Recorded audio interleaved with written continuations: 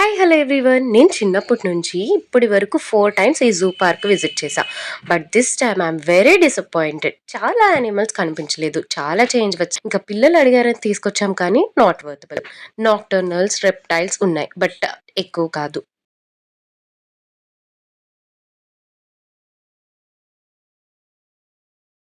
ఇక్కడ అయిపోగానే కొంచెం రెస్ట్ తీసుకోవడానికి ఒక ఐస్ క్రీమ్ అయితే తినేసాం. మళ్ళీ స్టార్ట్ అయ్యాం. ఇంకా ఆక్వాటిక్ అయితే అసలు ఏమీ లేదు. స్ట్రీట్స్లో పెట్ షాప్స్లో బెటర్ అనిపించింది. కానీ పిల్లలు అయితే ఎంజాయ్ చేస్తారు. వాళ్ళకి బుక్స్తో కంపేర్ చేస్తే రియల్గా చూస్తారు కాబట్టి ఎగ్జైట్ అవుతారు.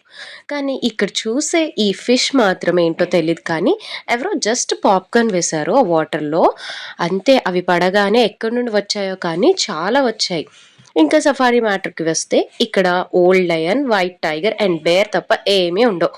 ఫైనల్గా నాకు అనిపించింది ఏంటి అంటే మన హైదరాబాద్ జూ పార్క్లో యానిమల్స్ ఎక్స్టింక్ట్ అయిపోతున్నాయని. మరి మీకేమనిపించిందో కమెంట్ చేయండి.